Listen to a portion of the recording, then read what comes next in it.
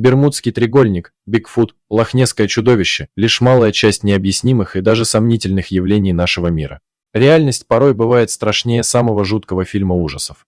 Будь то внезапные исчезновения, похищения, нераскрытые убийства и самоубийства, или же неопознанные огни в ночном небе, есть еще много тайн и загадок, которые не поддаются объяснению. Кровоточащий дом. В сентябре 1987 года в доме жителей американского города Атланта Уильяма и Минни Винстон со стен и потолков стала сочиться кровь. Супруги сразу вызвали полицию, после исследования было установлено, что взятый образец крови не совпадает с образцами Уильяма и Минни. По мнению скептиков, над супругами просто кто-то довольно жестоко пошутил. Корабль-призрак Ауранг Медан. В июне 1947 года два американских судна в Малакском проливе приняли сигнал бедствия следующего содержания с голландского грузового теплохода Ауранг Медан. Капитан и все офицеры лежат мертвые в кубрике и на мостике.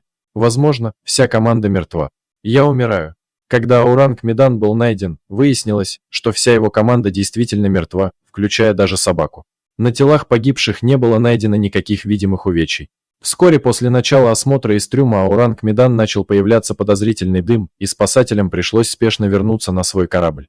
Через некоторое время после этого Ауранг Медан взорвался и затонул. Таарский гул. Уже многие годы жители города Таас, юго-запад США, штат Нью-Мексико, слышат доносящийся из пустыни низкочастотный шум неизвестного происхождения. Так называемый Таарский гул похож на движение тяжелой техники по магистрали, хотя никаких крупных дорог в районе городка нет. Особенность феномена еще и в том, что слышат его только местные жители и крайне редко приезжие.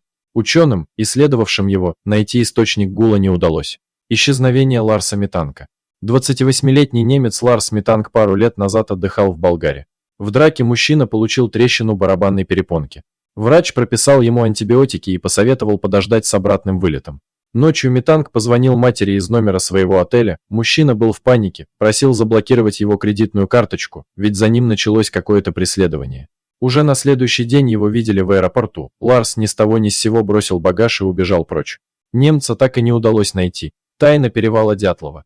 Предположительно в ночь с 1 на 2 февраля 1959 года на Северном Урале, на перевале, названном впоследствии именем Дятлова, при невыясненных до конца обстоятельствах погибла группа из 9 туристов, возглавляемая Игорем Дятловым. Группа состояла из лыжников турклуба Уральского политехнического института, сам поход был приурочен к 21-й съезду КПСС. Посреди ночи что-то заставило 9 человек разбежаться из палатки, да так поспешно, что изнутри проход в палатке разрезали ножом, и почти никто не успел одеться. Поисковая группа нашла трупы в разных местах и 2 кострища. Выдвигается много версий от происков КГБ до НЛО, от банальной лавины до испытаний секретного оружия. Исчезновение Моры Мюррей. 9 февраля 2004 года студентка Мора Мюррей сообщила своим преподавателям, что вынуждена уехать из города по причине смерти одного из близких родственников. За несколько дней до этого девушке кто-то позвонил, и она расплакалась. В день своего исчезновения Мора разбила машину на трассе 112, водитель проезжавшего мимо автобуса предложил девушке помощь, но та отказалась. Больше Мюррей никто не видел. Спустя 8 лет, накануне исчезновения девушки, пользователь 112 Dirtbag выложил на YouTube видео под названием «С годовщиной».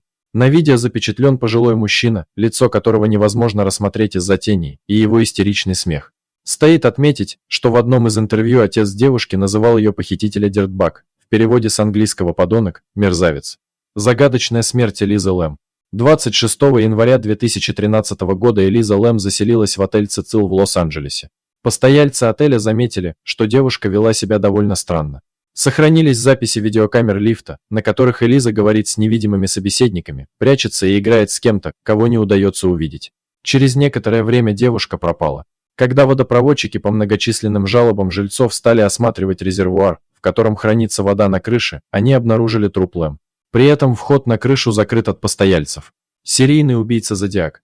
Американский серийный убийца Зодиак совершал убийства в период с декабря 1968 по октябрь 1969 года. Установлено 5 жертв, хотя их число может достигать 30. Зодиак – псевдоним, которым называл себя убийца в серии язвительных писем, отправленных им в редакции газет.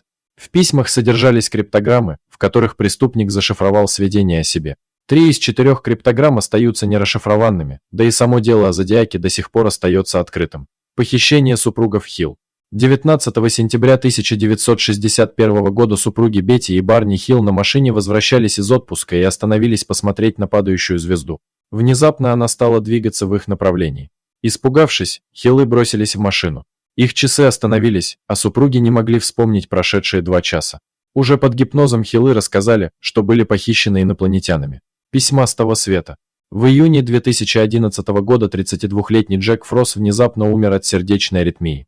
А спустя 6 месяцев близкие и друзья начали получать от умершего письма на электронную почту. Так, близкий друг Тим Харт получил следующее сообщение от Джека: «Ты меня слышишь? Я у тебя дома. Почисть свой чердак». Именно об уборке чердака разговаривали друзья незадолго до смерти Фроза. Семья покойного утверждает, что никто не знает пароля доступа к его почте, да и учетная запись не взломана. Спасибо за просмотр. Подписывайтесь на канал, где вы найдете еще много интересного. А также ставьте лайки и пишите комментарии, что думаете насчет этой истории.